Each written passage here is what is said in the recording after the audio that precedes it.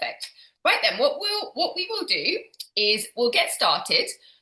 What I'd probably say for the bulk of it, if you keep yourself muted, um, and then in the chat, any questions you've got as we're going along, you can pop them in there. Or I'll always like save a period, or there might be bits in it where I kind of stop and ask if anyone's got any questions, and we will head along. But welcome. It is the first one of January. Lots more to come. And it's nice. It's quite exciting. Good timing as well, in that there are definitely quite a few new people that have joined SPAs that are either here or are going to watch this afterwards. So my original plan, I think, works quite well, was that I was going to take today very much from the top to begin with, in terms of some revision of all the kind of key terms to do with the green beauty industry, which is obviously very definitely where Pink's Boutique sits. But really, they're so useful for you personally as well, to understand when you are shopping, and so that you can explain it to clients. So that's where we're going to start, and then we're going to head on. We've got multiple different things. For any of you that haven't been to one of the masterclasses before, they tend to come in slots. So like one session, but different slots inside it. So I'll always do like a skin academic bit, which is where you're genuinely learning more that's just relevant for your whole career, not necessarily Pink's. Then we might have like a product focus slot where we really hone down on one of the bottles. We sometimes have moves, like where I have the treatment bed and I'll actually do some new things or elements for you to do. And we break it up, so every time it's different, so that we're always learning different things. Okay, now let me share on my screen. Okay, give me a thumbs up if you can see our Beige Masterclass screen. No. Perfect. And then probably, Meg, I think you might need to mute yourself. See if that will mute. I thought I was on mute. Now I can hear Matt.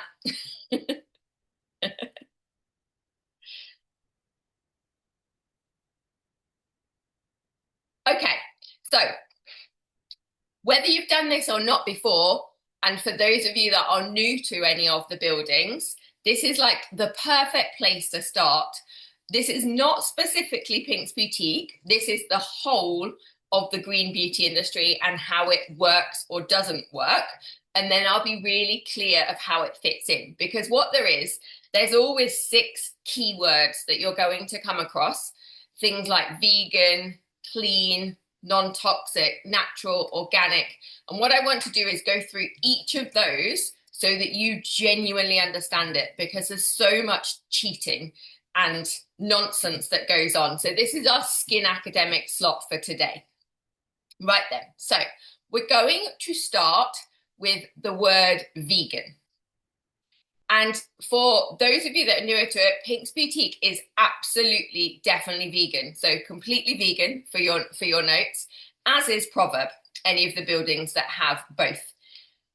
The only thing I would say about this word is it's incredibly overused, and I'm not sure it's all it's cracked up to be. So if you are vegan, it is utterly crucial for you. And that makes sense. And that's where the word's really, really important.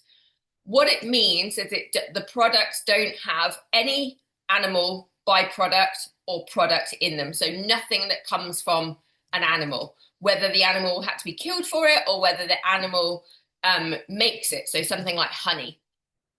So it's none of those. But what is happening with this word is people think, because it's often got a green leaf with it, people think that it also means the same as natural or organic. The big thing to know is it doesn't. All it means is there is no animal product or byproduct. And actually, ironically, it's really much easier to be totally like petroleum-based synthetic and vegan. When you come over to the organic market, it actually gets harder to be vegan, because there are beautiful ingredients like honey or beeswax potentially, but obviously you won't use those. So in Pink's Boutique, we don't use those. But if you were just using 99% petrol and maybe a percentage of something like propylene glycol, you'd be totally vegan. So what you find is in the mainstream, and when you're shopping, when you're in TikTok, when you're in mainstream retail world, you see an incredible amount of vegan brands, vegan makeup with their green leaf, trying to look natural. It is a really good way to pretend to be natural. It absolutely doesn't mean natural, and it doesn't mean organic. It means no animal products or byproducts. So that's the kind of key thing to know. And then as our brand, we don't have any of it. So we haven't got any honey, we don't have any beeswax, we don't have any glycerine, we don't have any gelatin. So you can happily say to people that it is vegan. But what I want you to do is also tell them that when they're shopping, don't ever believe that means anything else other than just no animal byproducts. Okay. So that is what the word vegan means. Okay, we're off to the next one. Clean.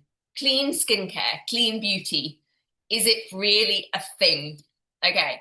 Have people heard people talking about this? It's probably, there's definitely like a TikTok genre of clean skincare, or a couple of years ago, I know Sephora opened a section of Sephora, which is called clean beauty. The crucial thing to know about clean, there is no legal definition of that word whatsoever. It's got no technical meaning. It's a marketing term. Now, don't get me wrong, I know why it's used, and sometimes I've even known that I've used it myself. Because if you imagine putting a product in a shop and someone walks past it and you've got like 2 seconds to attract them, how do you really explain to them the detailed level of organic sourcing and certification in 2 seconds? Or if you've got a post coming up on your Instagram or TikTok, how do you do it that quickly? And so this word has been made to try and do something, to catch someone's attention and make them believe that a bottle is in the kind of organic, natural, green sector quickly. So there's an implication in the word that if you've got a clean beauty product, that it's good for human health, that it's good for your skin. It implies that it's possibly vegan or cruelty-free or organic, but it's just implication. You don't actually definitely know until you start talking to the brand or finding out some more detail. So you just need to be aware of it, truthfully. The other challenges with it, at a really simplistic level, clean implies washing, which can confuse people because it's like, well, do you mean clean because I'm going to wash my face and I'm going to get clean? And the other thing is, if you said to a 4-year-old, what's the opposite of clean? They'd say dirty. And so it said, okay, well, if your bottle isn't in the clean section, does that mean that it's technically bad? Because what you have to remember is that nothing is ever truly black or white. So you take someone like Unilever, like a massive, massive corporation making multiple skincare brands that are predominantly definitely not organic or clean. But the flip side is their power and strength. If anyone was going to be able to convince the Chinese government that they needed to stop animal testing, Unilever would have the power and ability to do that. Kirstie and Pink's Boutique absolutely wouldn't. So I'm always trying to get people to understand that life is never as crystal clear as you want it to be. Yes, it means they're not maybe using the ingredients, but it doesn't mean that they're dirty and technically awful and can't ever do anything useful for us. But I think all in all, clean, you've just got to see as a marketing term. And if someone tells you a brand is clean, you need to go, okay, why? Let me get to the next levels. What's actually in there? Why are you thinking it's clean? Then you'll get some brands telling you that they are non-toxic. So non-toxic is our next one. Pretty similar to clean in that there's no real official definition legally of what non-toxic would mean in a beauty word. What they are referring to is that they are leaving out ingredients that have got medical studies or links to hormonal disruption, to cancer, to neurodisruption, to allergies, anything alleged with toxicity for the human body. And I think the most important thing to know here, we are all relatively trusting, but there are genuinely cosmetic ingredients that are used that do have those medical studies and links. There will often always be medical studies that then prove the opposite. And this is where it gets very messy. When you're dealing with like medical studies and trials, it often depends on who funded it as to what answers you end up getting. But the biggest thing to remember with non-toxic is you cannot define what is toxic for one human body versus another human body. Because I can eat every nut under the sun and take in all the amazing fatty essential oils and it'd be good for me. But I've got a friend from university that she does that, she's going to be dead. You will all know someone that's probably got a nut allergy that doesn't go well. So you can't be as categoric to say something's completely non-toxic. Like there's even been people, not many, but there's been people that are allergic to water. Like for the rest of us, clearly it's the absolute source of life. We can't stand without it. Some people it doesn't go very well for. So the takeaways from non-toxic is very hard to define. And for a Pink's Boutique therapist, what I would always stress is that even though we have an incredibly beautiful organic certified ingredient list, you cannot say that someone couldn't be reactive or allergic to those ingredients. Because if they have a nut allergy, well, don't take nuts. Pink's is easy. We don't have any nuts. So there is no nuts. But they might have an allergy to an essential oil where we've picked the best grown rose centifolia there is on the planet that's only ever been treated with no toxins, no fertilizers. But if they're allergic to rose, they're still allergic to it.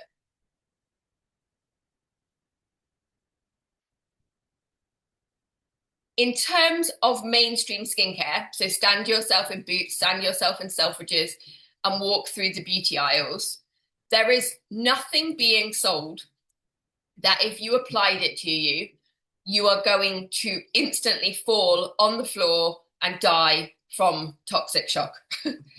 Very, very, very unlikely. What we are always asking people to think about, though, is ultimately, women particularly, and women that like skincare and spas, when you use skincare products and you use them in the morning and you use them in the evening, we are technically drip feeding ourselves AM and PM every day of our life, whatever is in those bottles. And so the question always should be to your clients and your guests when you get time to speak to them is, do you actually know what is in them? Do you know what's in that hairspray? Do you know what's in that deodorant? Do you know what's in that shampoo, toothpaste, cleanser, moisturizer? Because it doesn't all go into your skin, but definitely some of it does. Like the skincare industry invests billions trying to make products penetrate deeper. Like we know ultimately the skin is a waterproofing system. It's meant to stop the majority of things going in, but it definitely allows elements in. And there's debate as to how much. It's argued between 5 to 60% of what you put on the surface can go in. But if you're covering yourself in a fake tan, what is it? What's going in? And that, for a lot of people, is the kind of moment where you can start getting them thinking about it. And I would always equate Pink's Boutique to food and drink, because people understand that what they eat and drink has a genuine effect on their health. So I would start saying to them, it's what you eat, it's what you drink, it's what you absorb, what is actually going in. Okay, who we got next? Cruelty-free. Okay, so on your pieces of paper, Pink's Boutique is definitely cruelty-free. But what does this actually really mean? And what does it not mean? So Similar to vegan, you will see this most often. So you see vegan a lot and you see cruelty-free a lot. It does not mean that it is natural or organic. Cruelty-free is about testing on animals. So it's being not tested on animals.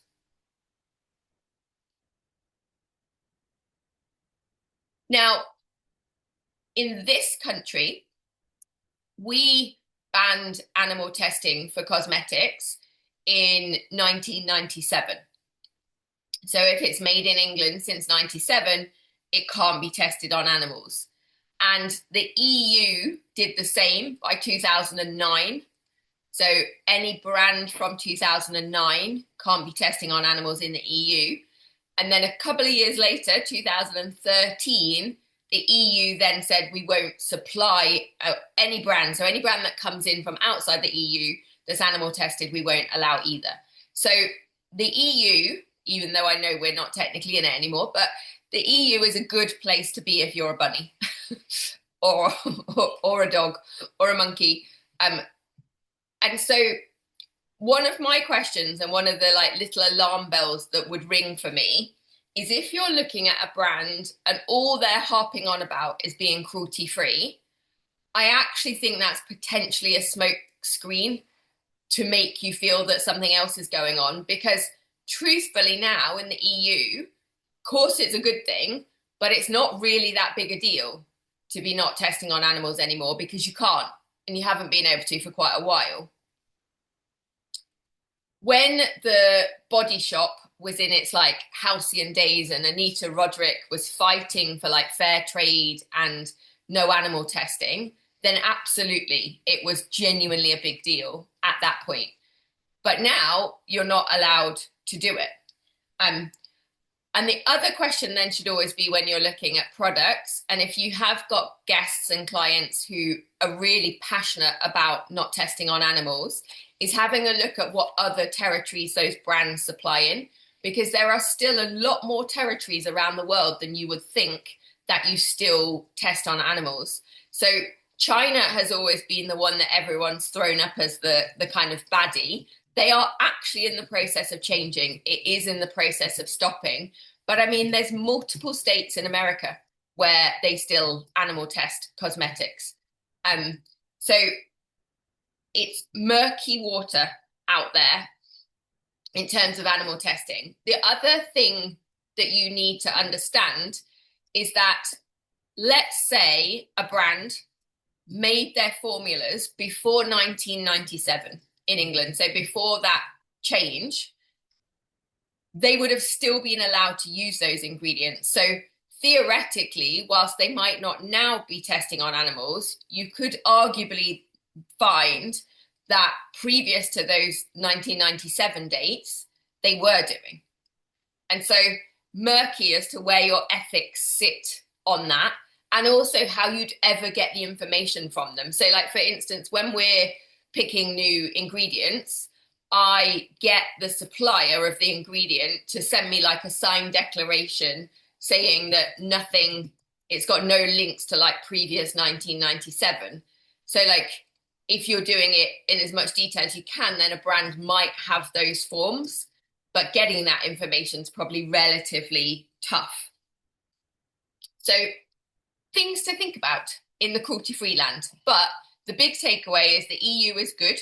We are good at being cruelty-free, but that word does not mean natural or organic. Okay, so I keep saying natural and organic, the two big ones. Let's have a look at what they actually are then. Now, we will always say Pink's Boutique is 100% natural, and then the percentages of organic differ. And those percentages of organic for us will go between 70 and 100%, depending on the bottle. And what you'll notice if you go and grab yourself a Pink's bottle after this, on the very front panel, it will say made with X% organic ingredients. Now, if you went into the spa today with a little clipboard, and went around asking your clients, is natural the same as organic? Probably a good percentage of them would say yes. Those two words get banded together very easily. Like I say them together very easily, but they are technically different. So natural, for your definitions, natural literally means not man-made. So if you write natural, not man-made.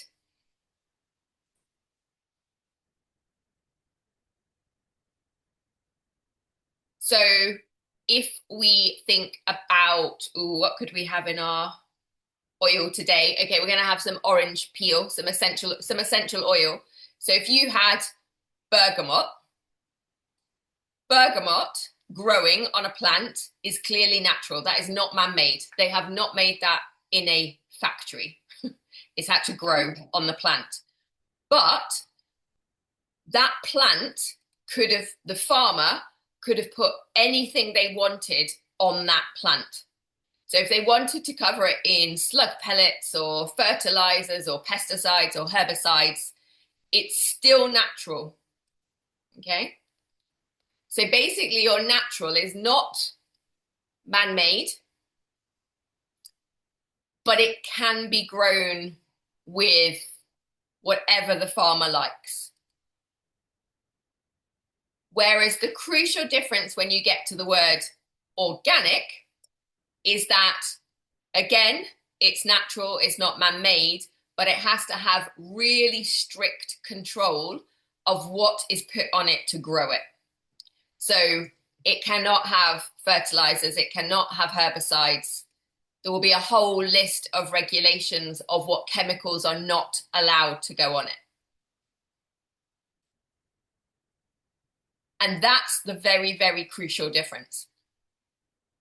It's about the farming and it's about the soil. And that is why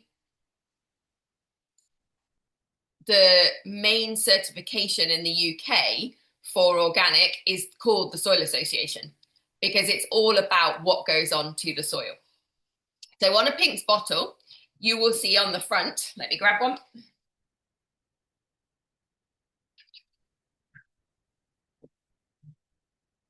You will see this one, that one there, is the Soil Association logo. And so what Pink's Boutique has is a third party. So if you put Soil Association as a third party, so it's not us, it's not in our buildings, it's a third party certification. So they have to come and check everything we do every year. And it's inordinately detailed. So literally every ingredient is checked from the soil, who takes it out, how it's taken out, how it's stored, how it's moved, how it gets to us, what happens when it gets to us. So a nice way to explain it to client, there's a couple of nice phrases. You can say things like from soil to bottle. So there's a soil to bottle concept. Some of the Americans say from farm to face. But having that Soil Association badge is a genuine rarity. There are not many professional brands with it. It is hard, really hard to get, and it's expensive as well. So we, every year, as well as VAT, we essentially have to give them our annual turnover, and they take a percentage of our turnover. So we've got like another VAT man. So it is a big deal to do it. People see it much more on food. You see that logo much more on food than you do skincare. But the kind of other key thing that you need to know if you are newer to Pink's Boutique is that you don't have to do that. It's not a legal requirement to get a third party. And so you could go home tonight and you could mix up a pot of facial cream in your kitchen and you could put 3% organic lavender in it. Everything else could be complete trash. It could be petrol. It could be nasty things. And you could label that organic and you can sell that. You can sell it to spas, you can sell it to salons, you can sell it to John Lewis. There is currently, it's like the wild, wild west in beauty. There's very, very little control of those words. Hence why I want you to know what the words are, because the best thing you can be is truthful and educated. And that's one of the reasons why I've passionately kept it in salon and spa world and don't want it to go out to the retail world, because with all the best, like greatest respect, if you're working in a retail department store, you're never going to have the knowledge and passion that you guys do. And so hence we always do this skin academic bit, because I want you to keep learning and know more than everyone else. Okay, perfect. So those are our kind of key definitions. Let me get back. What I want to do next is jump into one of the bottles. And I've picked Hydrate Deep Cleanse Melt today.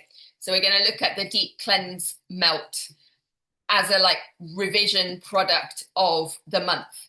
Now, what you'll see in the chat is I've put in some links in the chat already. I can always email them over as well, where if you want the actual document that I'm going to show you, that you can have that and you can download it if you want to print it to have in the spa or to show to anyone else.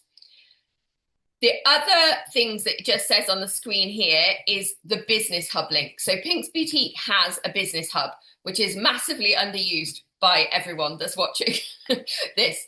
Basically, that hub has got like logos in, it's got images in, but there is a whole file in there that is products of the month. So the document I'm going to show you, there's lots and lots more of these that already exist.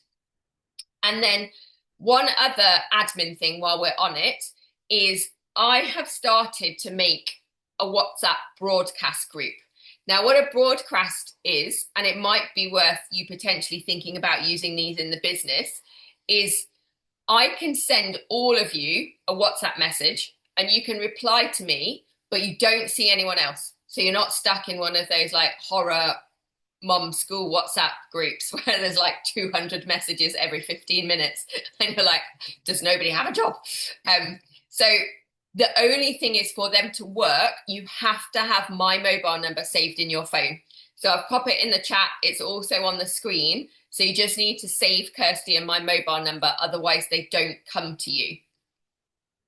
But it is worth thinking about from a point of view of marketing. One of the things that's most difficult, I find this, we make all these amazing things, and one of the things that's most difficult is getting it to everybody, like, because everyone's so busy, like, how do you get it? And it'll be the same with clients.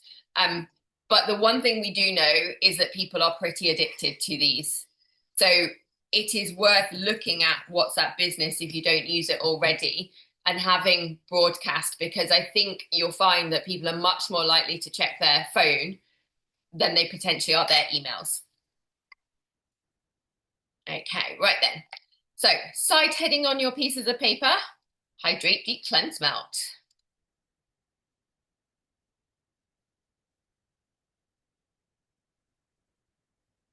I think I'm possibly starting the year with my single most favorite product.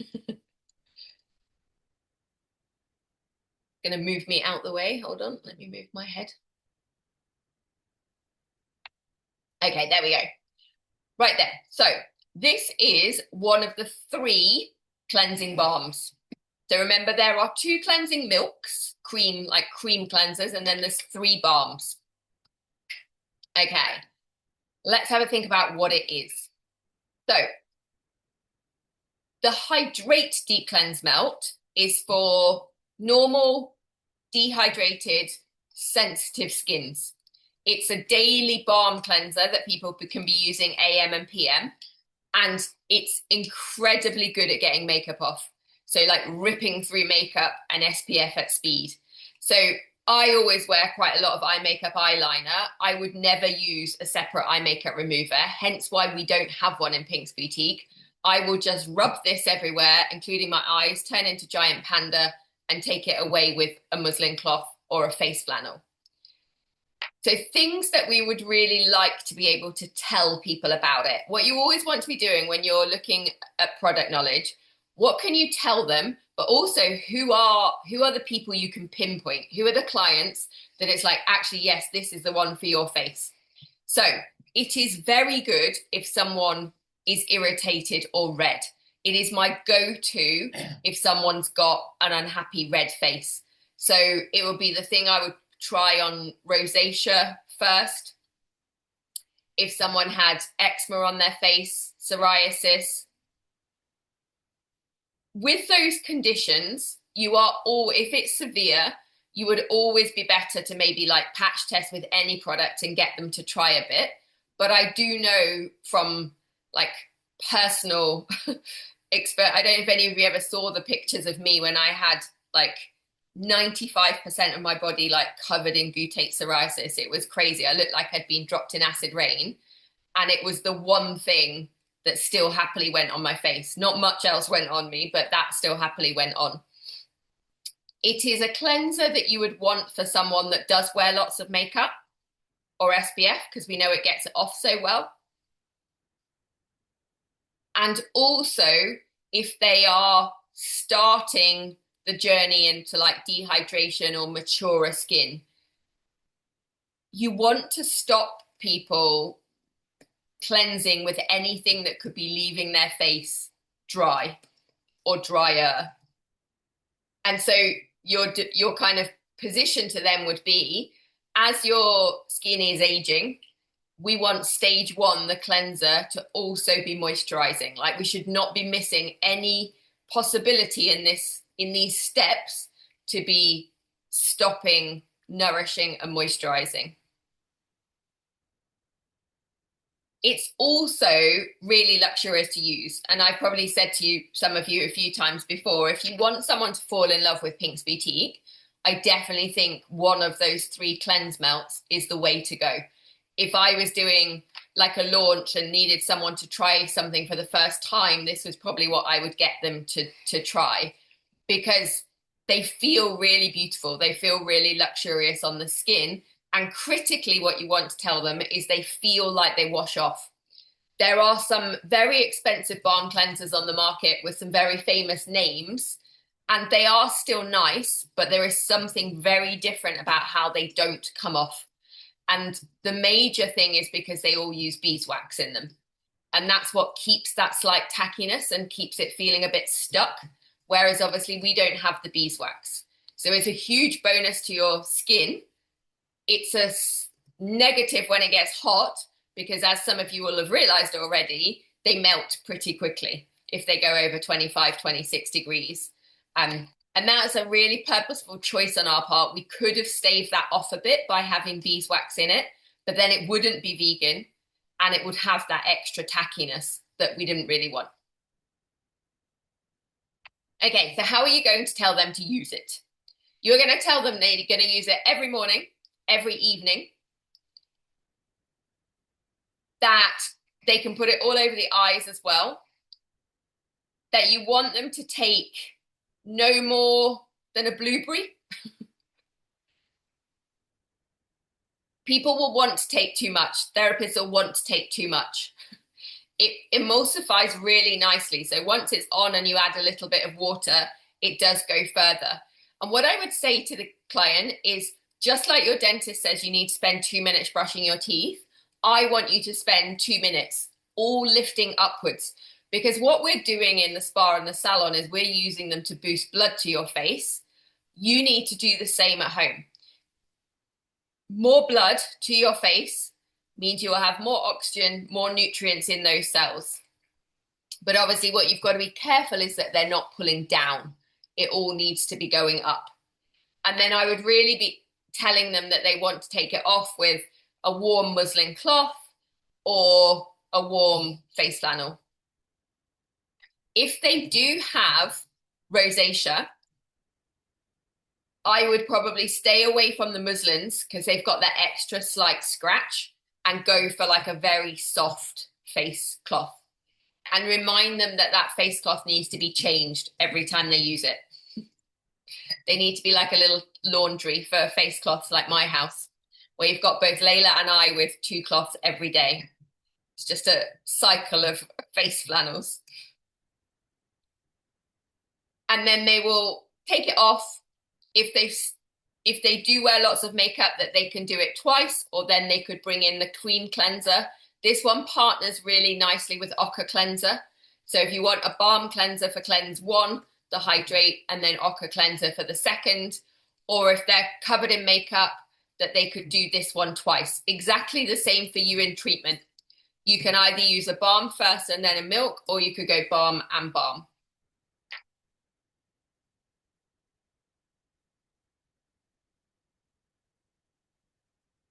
Okay, so what is in it? What is causing its niceness? So calendula is the first thing I would explain to them. So extract of marigold, and it's super calming, really good for like angry, irritated skins. You find it in a lot of baby products, because organic baby products, because it's got that beautiful calming. And then that's backed up with chamomile. So also really anti-inflammatory and soothing. So calendula and chamomile, and that's what you can smell. So when you smell it, that's what you're smelling. You've then got coconut oil in there, which helps get through the makeup. Also very good from a moisturizing point of view. And sesame seed oil. Now, I need you to know about sesame seed oil. One, it's beautiful in terms of being antibacterial. It's got a natural antibacterial and anti-inflammatory, and it's got linoleic and palmitic acids in, both of which are very, very good for strengthening the skin barrier. But if any of you have ever worked in a kitchen, like a professional kitchen, sesame is on the allergen list. So you do need to know if someone has a sesame allergy.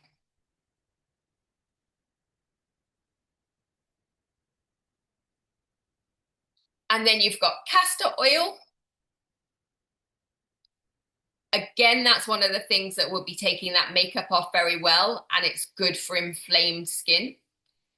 Basically, the theme in here is inflaming, anti-inflammatory, and moisturizing. And then you've got sunflower, really nice. We've got sunflower in quite a lot of our products and all the body oils. Very good for like irritation, but also good during the menopause.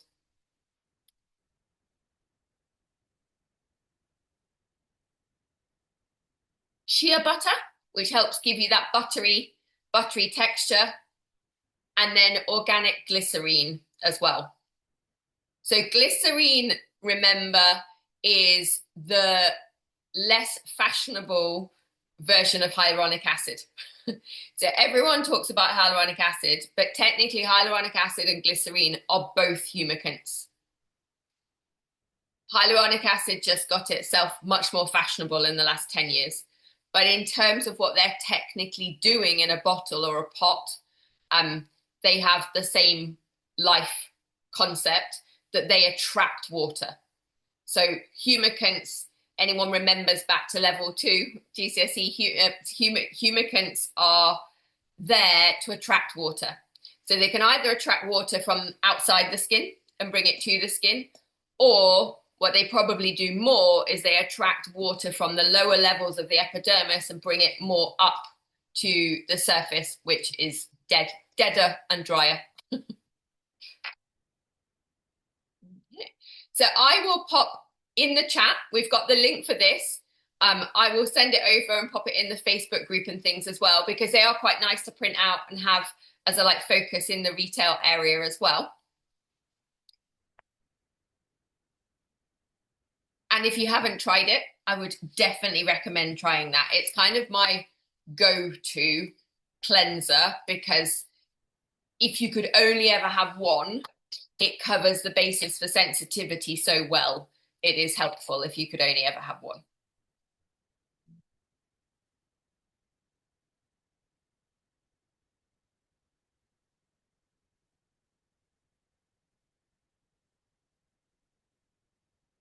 Okay. Ears up, those of you that manage the buildings or own the buildings. One thing I wanted to check is that everyone has got the 2026 marketing calendar. So in that, you've got all the dates for these masterclasses and all the like syllabus for them. And then also you've got all the gift with purchases that are coming up. I've popped the link into the chat, but just let me know. You can just let me know if you don't have it for any reason. And the first gift with purchase that is coming up, which will be live in February, is that the client, when they spend £50, they will get a free soya wax candle. And then the way you will get them is when you spend £100 plus VAT on retail sizes, so that's everything 200 mils and under, you will get 3 free candles. Tongue twister, 3 free candles. And the way we always do these is we do it on like one order in February. So you can then literally decide whether you have it as a February Valentine's element or whether you save them maybe for Mother's Day. So they could work quite well either way. They could be part of Valentine's or Mother's Day. And like normal, we've kind of got the poster for it. We've got the social for it. So those links I have put in the chat as well, but I will email them over too. So for you guys in the salons and spas, you place the order in February whenever you want to get them. Big shout on these. They are limited in number, probably more than normal. So it's definitely worth doing it earlier rather than later. And then make the choice of whether you want that as part of Valentine's or whether you want it as Mother's Day. You can do either.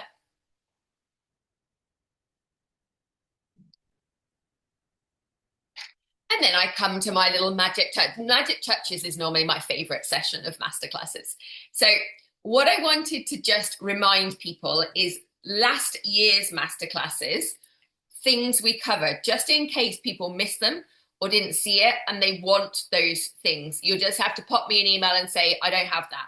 So things we did last year, we did a session on like different fruit waters that you could use for the spa and all the different benefits. We did a session on cryo balls and like the different shapes of cryo balls and how they work. And then we actually did some work on the face that you could have as like an add-on treatment, and bringing in some like manual lymphatic drainage for the face. And then we also in one of the sessions did some work with hot towels to like open. So obviously we're all very good at hot towels on the feet, but using like hot towels on the neck to do some like opening neck stretches as well. So I basically have those recorded somewhere. If anyone needs them, then let me know. But what I wanted to go through today was some ideas on the art of oil presenting. So like different ways that you could start a treatment and get someone to experience oils. Now, I always think Espar were probably the masters of this back in the day. They were probably one of the first to realize that they've got these flavored oils and someone needed to smell them and work out which one they were going to be using. And you'll know, working in different spas and buildings, different ways. Please share any that you've absolutely loved. But it is worth thinking about because it's one thing that can be quite like an interesting differentiator. Like you don't want to necessarily do it like everyone else does. So I've got a few different ways to think about that we could go through and do it. Now, obviously in Pink's Boutique, we've got the 4 oils. There's lots of ways where you can be really theatrical. And for some of you, what other things you've got to balance are space. Like what actual space do you have in the treatment room to do this? And then the other element is how open the clients are to it. What do they actually want? Because I've definitely seen over like the last 10 years that often, particularly in bigger spas, people are getting more impatient. Like you'll let them into the room and you turn around and they're suddenly like naked and on your bed. And you're like, okay, you'd like me to start massaging. So just having a genuine think of like the options we go through and go, what time do people actually want to spend doing this? Because one of the kind of problems I would say in that S-Bar aromatherapy associates world, it got to the point where they had so many oils and you were sniffing all of them that you were just like, we're like 10 minutes in. I would actually like to get on the treatment bed. So I want to show you some potentially like quicker routes as well, some more efficient routes. So let's start with the big tray. We'll go big show. Hold on. Didn't all fit on my desk.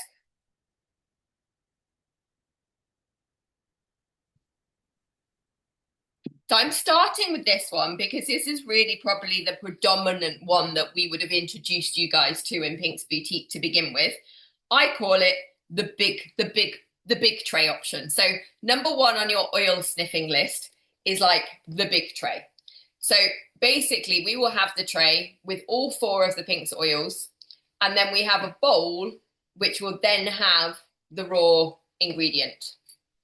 So obviously that one was rose, that one is the eucalyptus, lavender, mint. And that way, very visually, very easily, the client can understand what is in those bottles, and then you can allow them to sniff those oils. Now, some properties just decide to let them sniff all of them, and then that's how it is chosen. Some will be using our body card guide where you've asked them questions. So we made questions that specifically link to an oil so that you'll then know that they are meant to be Escape, which is the sweet orange, and you will just put that one on them. So that's visually the big tray. Obviously, if you've got the space, it looks lovely. It looks like a piece of decor. It's interactive.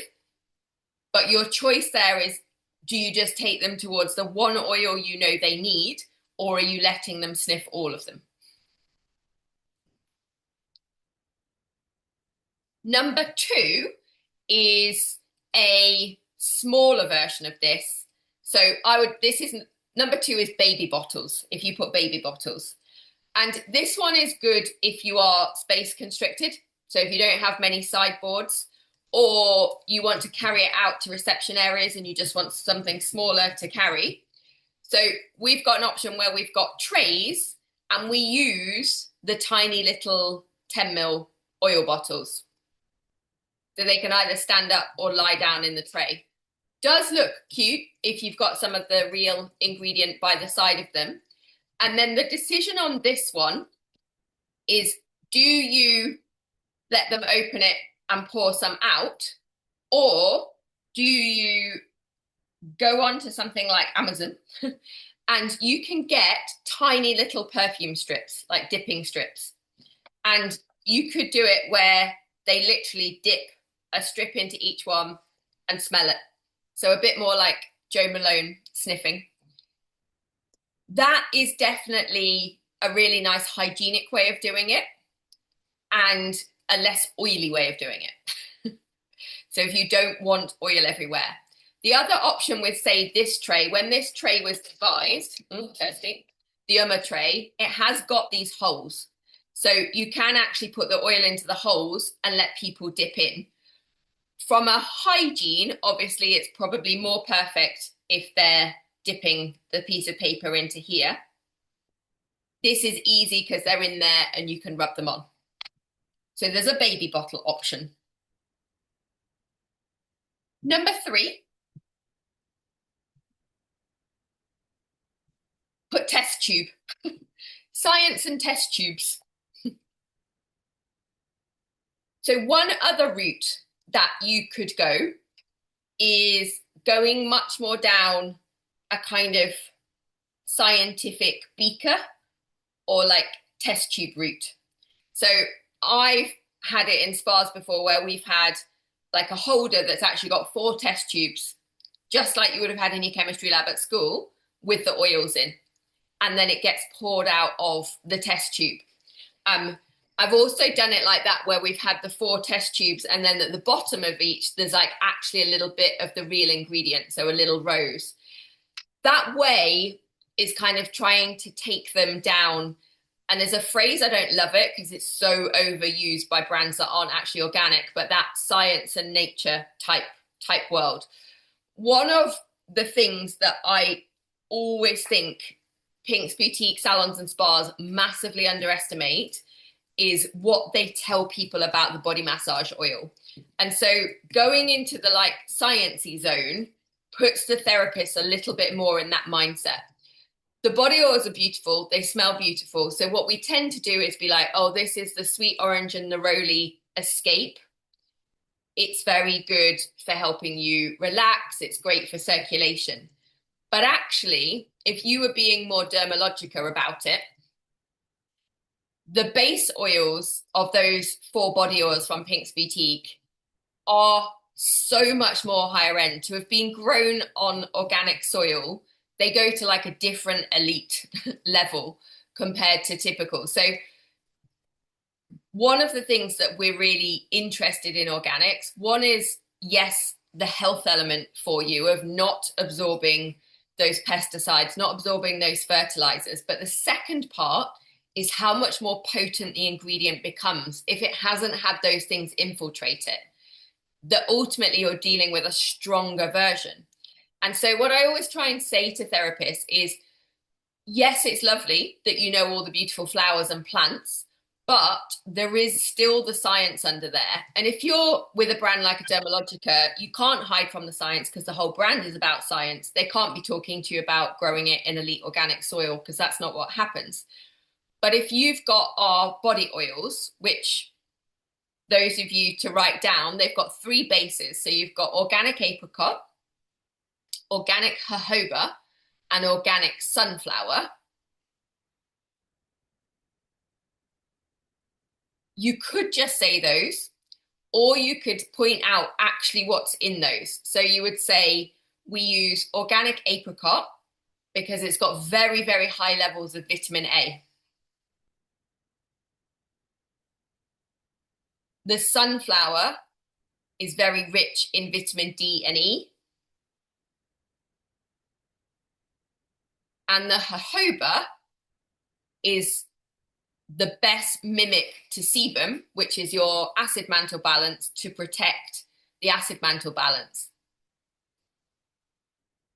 And so suddenly, instead of just being organic and flowery, what you're saying is, I'm going to be using this oil. The essential oils are the benefits. This is what you'll get. But also just remember that because we use high-grade organic certified essential oils, I will be treating your skin while we're doing this. I'm going to be giving it a really deep boost of vitamin A, vitamin D, vitamin E, and really looking at supporting your acid mantle and your skin barrier. Because suddenly talking like that brings us much more into a facial type prescription world where actually a body oil just isn't a nice treat. The body oil to retail and take home then is actually genuinely a functional scientific treatment element that's going on their skin. So it's why the product knowledge side is important. And I do say for all organic brands, sometimes we lose the science because everything's so beautiful on top. And we might need to just add a little bit more of that back in.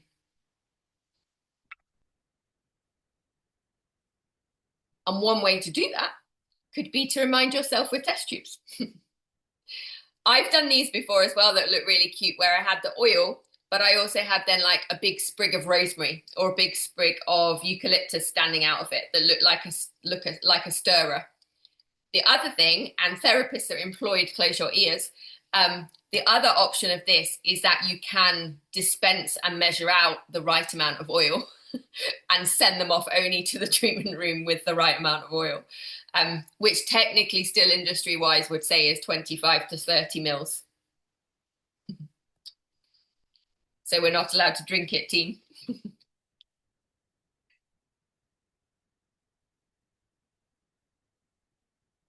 Okay. What number are we on?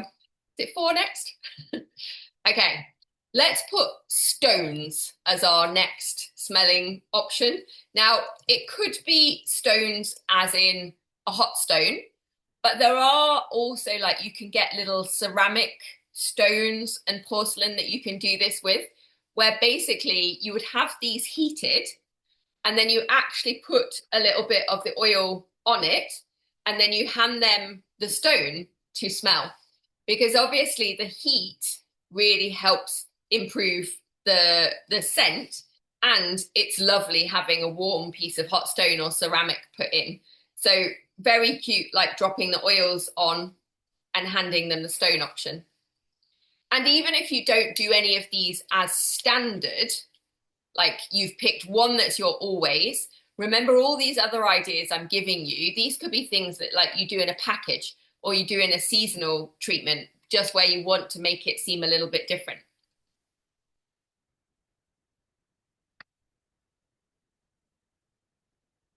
And then my last suggestion is stolen from Proverb. So Proverb as a brand is meant to be very efficient. We knew that more men would probably be using it than they do Pink's Boutique. Obviously, Pink's Boutique's very, very female. Proverbs sits being very unisex and appealing to a boy as well.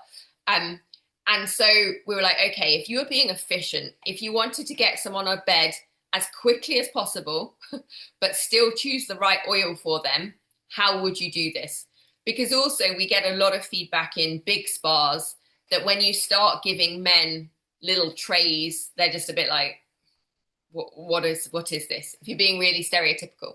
And so what we made with Proverb with our 4 oils was we made 4 cards, just like postcards.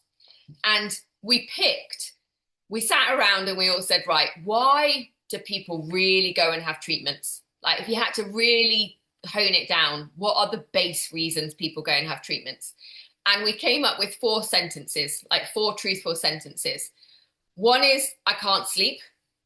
One is, I've just got too much to do. One is, I am stressed. And one is, I can't stay well. And so we've got 4 little designed cards, and you could pick your own sentences that link to your building better or to your why, or you could copy those ones. And we literally show them the cards and we're like, which sentence best suits you today? Now, probably what they tend to say is all of them. And I'm like, well, you can't have all of them. Pick one. And they pick the one that sounds most like them. And then we literally put that oil on them to check. So the oil that links to.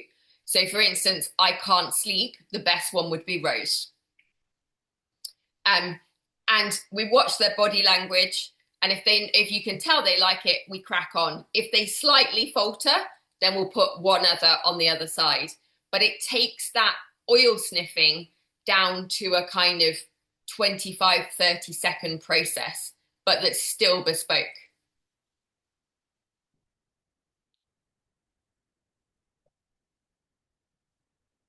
So a few different ways to do it. And what I'm always doing as I go on my travels is I'm watching and finding different ways. Some of you might have seen options with crystals before, where you get someone to pick a crystal and that's linked, or actually having like inhalation bowls. But just be thinking about it always operationally, speed, but it is a very crucial, beautiful opening to make sure that one, the therapies, like the therapists are standardized so that you're getting everyone, at least everyone has the same opening. And also that you should always be thinking of it as part of the prescriptive aftercare, that it helps you get to that place where you can go, right, well, because of your body and your mind and your needs, we said you need this one. And then at the end, you can be putting them into that system and choosing that body product for them. So hopefully there's some little ideas for oils. You can have a look on the screen. Hold on, let me move Kirstie out the way. Kirstie's blocking it. You can see one of my students in another salon, she's done her stones like that. You can see it just in the top corner, where she actually drops on essential oils because she uses those as part of her range.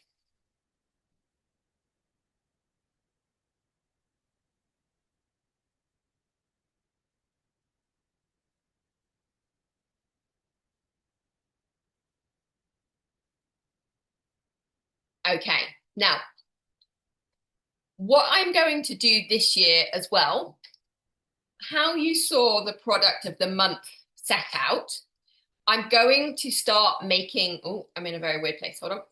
I'm going to start making those for the actual treatments so that like front of house reception has a guide on individual treatment and what to say about it. So the first one I have already made, and I have made us the natural facelift skin workout facial. And And I'm going to send that through to you so that you can hand it to the relevant people. But it's set out really nicely, simply bullet points, few pictures, so that they know how to sell it. And then I will do probably the anti-aging facial next, because also there's one thing being able to do the treatments, but it's another thing being able to describe in words the differences between them and who should have which one. So the natural facelift skin workout is the newer of the Pinks facials. It's got the more big red carpet facelift vibe. Our original anti-aging facial was starting in that direction, and then I was like, right, no, we need to go full. We need the big lift. So this one is very good for anyone that wants that kind of natural facelift, natural Botox route. It's very good always for anyone that's in the like healthy camp, wearing their Lululemon leggings, carrying their green juice, because obviously any of the Pinks Boutique or Proverb facials fit that non-compromising on ingredients really well. It's a very good facial for someone that has an event, a wedding, parties, like a specific event, because it is instant. Like you do half the face and you see it differently lifted to the other half of the face. So it's very good as an immediate red carpet style facial. I would always look for this one as well as like your stress workout facial. We were debating recently whether we should change its name to include stress, because we know, particularly in like if you have a more spa experience, people arrive convinced that they're stressed and that's the one thing they want to solve. And when you really look at this facial, because of it's got such like specific trigger points around the hairlines and working in the scalenes, it's very, very good for tension headaches, clenched jaw, TMJ. So that's another potential route with it. And nice as a male facial as well, because it is firmer. So it has got firmer lifting moves in it. But I'm going to pop you across all the things I've said in there. I'll pop you across the booklet. Anyone that's watching, I know the spas I've got there have done it already, but anyone that's watching this on replay that hasn't learnt that facial yet, I genuinely think it's probably my favorite of all of them, if I'm allowed a favorite child, because it is precise and technical, and if people love hands-on massage, it's really good, and it's nice to get that kind of instant result as a therapist. Plus we often do it to more upbeat music if you can, like more of a gym vibe, so it's nice because it's different for the therapist. But there are offers on those the training for it at the moment, so if it is something you want to think about adding in, then let me know. Okay.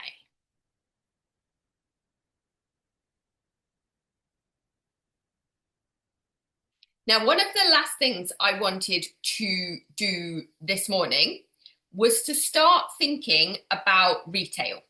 And it's almost going to be like a constant theme through the masterclasses for this year of elements that we can change and be working on and making better to try and help that retail. And I think what is really logical today is to start at the beginning with the very brutal truth of why most of us don't like it. Hands up, those of you that can see, if retail is not your favorite thing, if selling doesn't seem like it's something you do naturally. Or hands up if you like it. Okay, so let's have a think.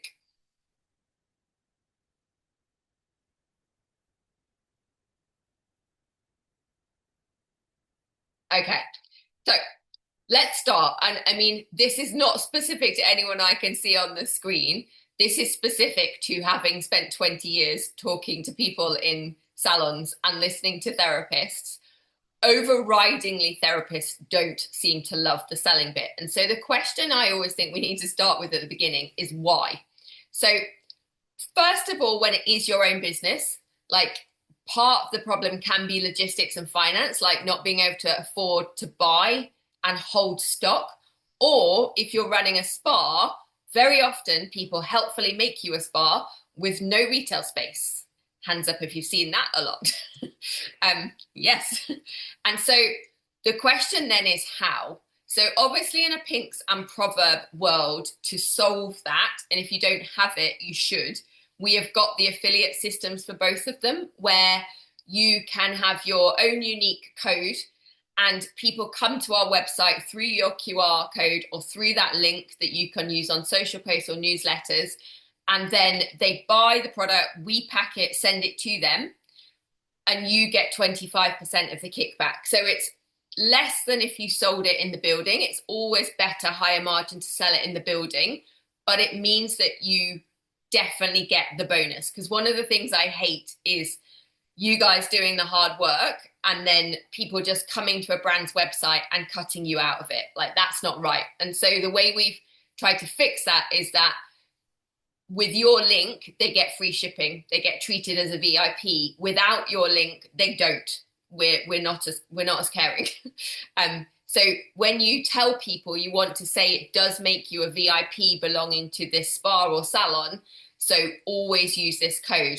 And one thing to think about if you don't have them, we have got the artwork. We've got a business card for Pinks Boutique. We've got a business card for Proverb where we can put your logo on it. And then we send you the artwork and you can print them, that you can literally give it to them as a card.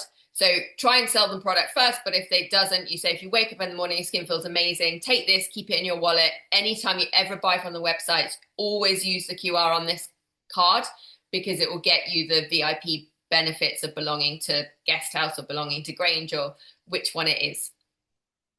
Okay, so hopefully that gives us a route around that one. Not knowing how to merchandise or what to do with very little space. So the affiliate really helps with space, as do maybe like dummy bottles. Like as a brand, we will sell dummy bottles that you can have like small areas. And then the other thing I would say is if you're worried about the merchandising and setting it out or a space, just pop us over a little photo like of what you've got or what it looks like, and we will just send you back some help or feedback. But I think the biggest reason for the therapist is that we are scared that we are pressuring a client and seeming like a salesperson, and that it seems like anti being a caring therapist. For a lot of therapists, it seems like the exact opposite of what you've done in the treatment room. That in the treatment room, everything was about care and nurture, and now you're trying to pull the wool over their eyes and sell them something. And that is the bit we need to take hammers and literally smash to pieces.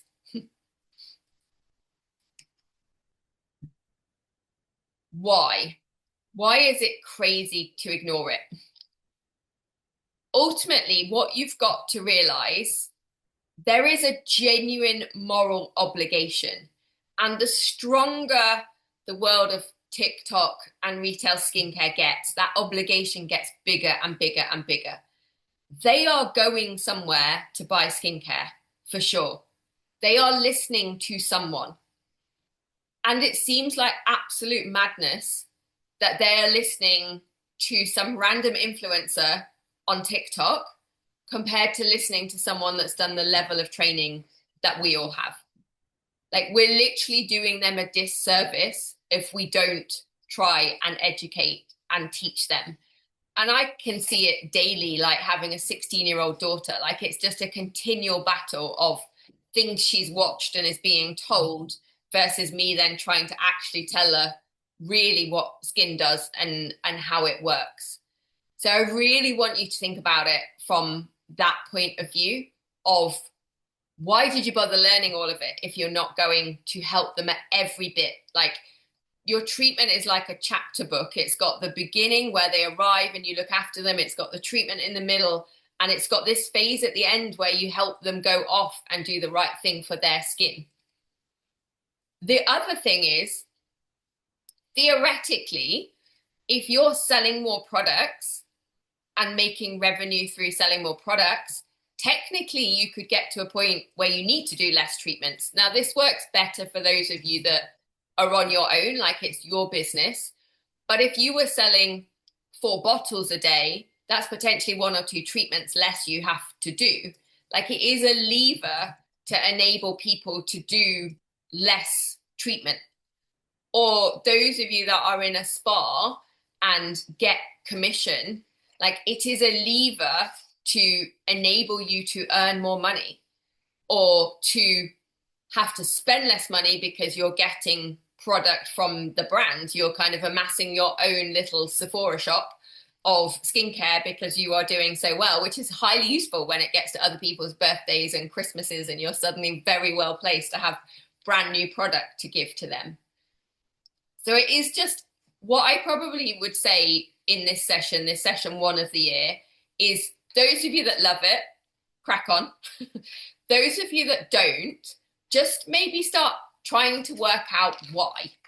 Like, keep asking yourself why, or maybe speak to like a friend or another therapist in the building or your manager as to why, what it is, because the first stage is to try and work out what it is. And what I would think about this week as, think about one thing that you could do to change the retail space or change you in the retail space. Like, just one tiny change. Like, what is it?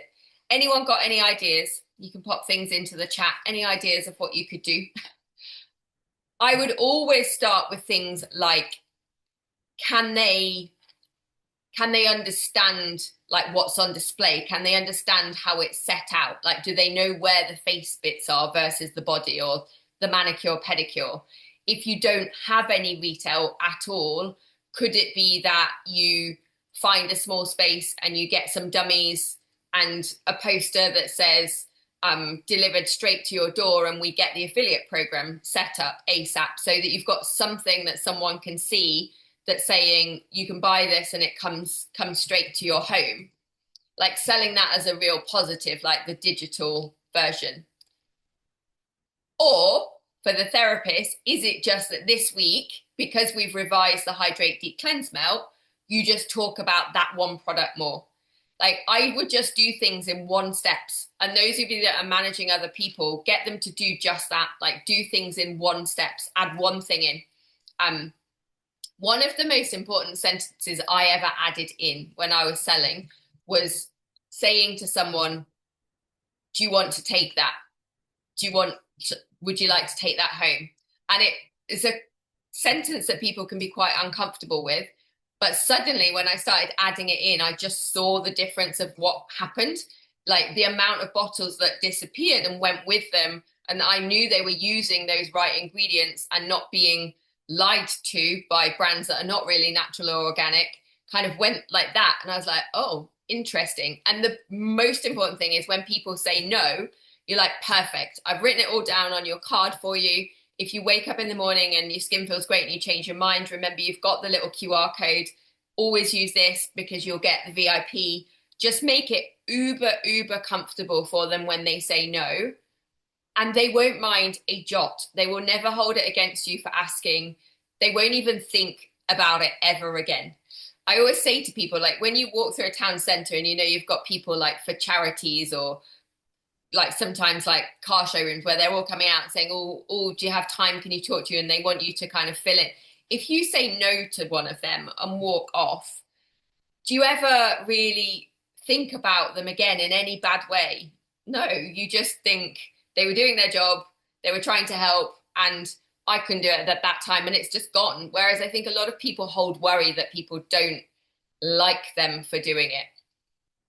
And very often when I've interviewed clients, they actually say the opposite, which is they didn't try to help me with what I was going to do at home. And that felt a bit weird because it's that finishing part of the treatment. My other kind of quick tip for it would always be, in the way I did it, was I always talk them through the setting of how they're going to use the product. So even though in product knowledge, we all learn the ingredients, I think truthfully, I don't actually use them that much. I might say, oh, this melt is calendula and chamomile. That's what you can smell. It's part of what makes it incredibly anti-inflammatory. But what I need you to do is I need you to stand at the sink. I want you to take a little like blueberry piece. You're going to rub it everywhere, including over your eyes. Get your cloth, put that under the water.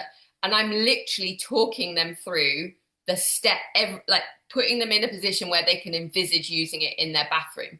Because what they're then doing is they're going, okay, Kirsty, I've got the sink, I've got the water, I've got the flannel, don't have the melt, just need that one. And suddenly it's like, okay, don't need all these things, I only need that one. And it becomes much, much easier. And also they've envisaged it. So possible, like options of things to change in the retail space this week. So it could be about how it's set out. It could be about getting the affiliate ready. It could be about getting some cards printed, or it could be adding in the sentence, do you want to take that with you? Do you want to take one of those home? Or talking to them in much more detail about how they are going to do it, like putting them right in that mindset, and always giving them things that they don't have to pay for. So, because once you've talked to them about, okay, well, you're going to get in the bath, you're going to run it, you're going to pour this in them, you're going to use a hot water bottle. They're like, okay, well, that thing's free. I don't have to pay for my bath. I don't have to pay for my hot water bottle. I just need the musselies. So what I would do, write down one thing you're going to do this week. And if those of you that have got the team, decide between you what everyone is going to do this week.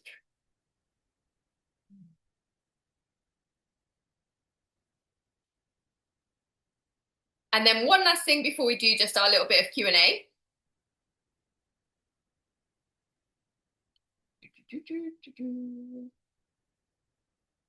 Okay, so some of you might have seen some of the emails or WhatsApps I've been sending out asking a question about whether you're having any repeated fears or worries from 2025, thinking that actually they're not changing for 2026. And this is more for those of you that own the businesses and are kind of the owner operators, that one of the most important things you should ever remember me saying is that if you do the same, you get the same. And so if anyone is feeling like 2026 might end up being the same as 2025 and they don't want that, then let me know, because what I'm doing is I'm having like 30-minute calls talking to people about why that might be, trying to work out what anything we can identify in the business that we could help change more quickly, or what it is to give them some practical steps. So I've popped into the link the how you will book one of those calls. So that is just my kind of last little thing for those people that are watching on replay. And then what we will do, I'm going to stop sharing this and have a little look. Okay, so I am a couple of minutes early. Any of you that are there live, has anyone got any questions at all about any of the bits we went through, or just literally anything to do with Pink's Boutique or Proverb that you need any help with?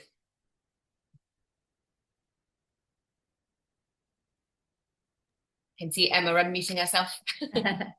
With regards to the affiliate scheme, how do we order those cards? Do we just email you? Drop me an email. We will need a PNG of your logo. Mm-hmm. We'll pop it onto the card. Yeah. With your link, because you've already got one as well, Emma. Yeah. If you've got your link or QR, pop it back to me. If not, I can probably find them. And then we'll just send you over like the print file basically, and then you can decide on who and how to get them printed. Amazing, perfect. And what was the other thing? With regards to that, do we get, I can't remember, do we get like a breakdown of what's been sold each month, or? So what you get is the software company that make the affiliate system is called Reversion. And you have, when you first registered, you would have a login to your Reversion account. Yeah. It's a bit like a Tesco's Club Card account. When you log in there, you can basically see orders that have been placed and then what commission you get from them. Yeah. So that you should be able to see kind of when they've come through.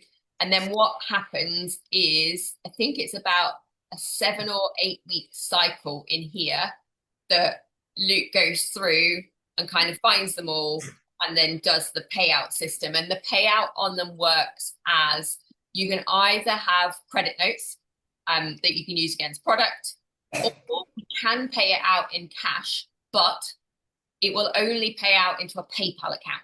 Yeah. Manually. So you have to have a PayPal account for it to come out. Amazing. Perfect.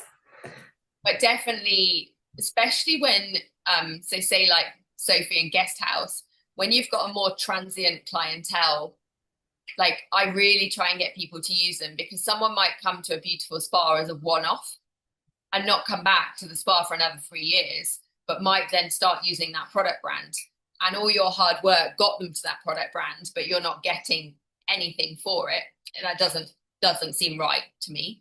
And I know a lot of brands do it purposely, but that was never on the list.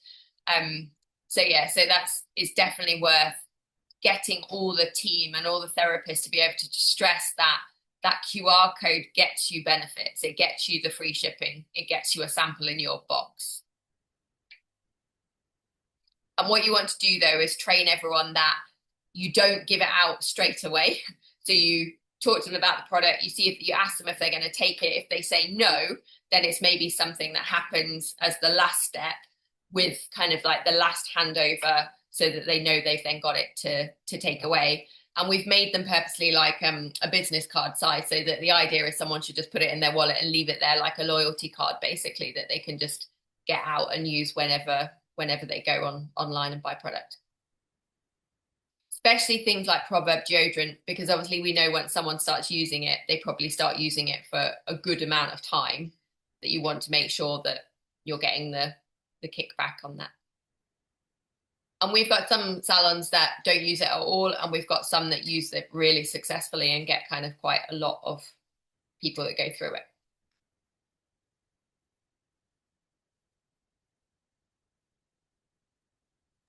Just a quick question. If they make a purchase through the affiliate link, will they get the free delivery perks each and every time? Yeah. Yeah, so we tried to think, I was like, we need something that makes it better from just buying from us directly.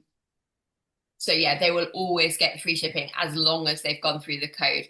What your problem is that sometimes they forget and they don't go through the code, and obviously the computer system's just got no way of knowing.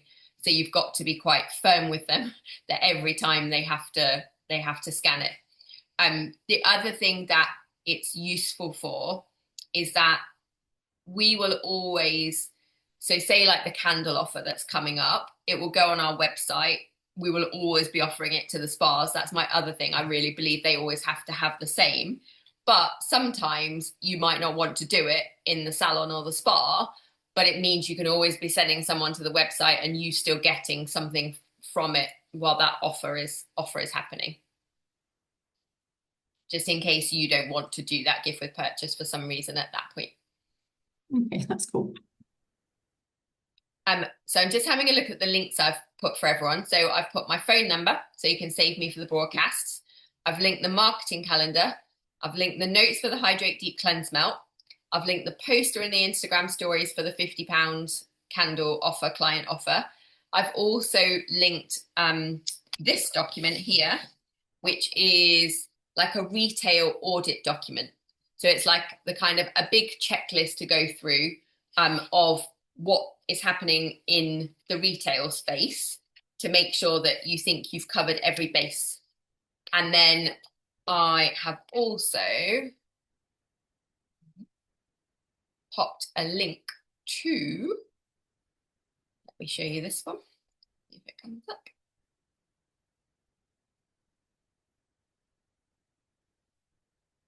To this document.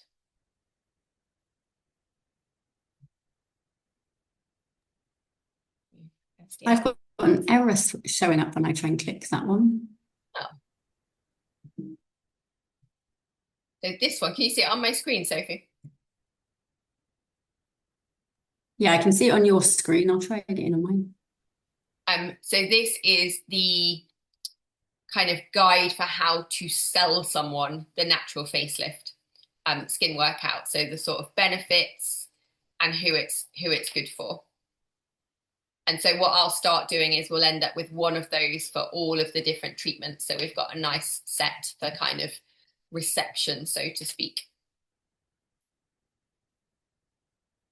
If you still can't get into it, I will have to resend that link to you. Yeah, no, it seems to work now once. Yeah, I can see it now. Thank you. Perfect. Okay. Any other questions, team? No? Perfect. Well, thank you for being here. It was lovely to see everybody, and hopefully for our new ones particularly, that is useful. And basically the dates you've got, like there's now one in April, there's one every couple of months, and it's all kind of in chunks like we've just done, so going through as many different elements as can. But what I would always say as well is if you've got any ideas or any things you know that you guys need to cover, pop it over, because I can always tweak them and change them, like if there's something specific, because it's highly likely if you need it that someone else needs it as well. Perfect. Right then. Thank you very much. All those links in the Thank chat. you. Pleasure. Lovely to see you, little people and all. Bye. Bye, team. See you soon. Thank you. Bye.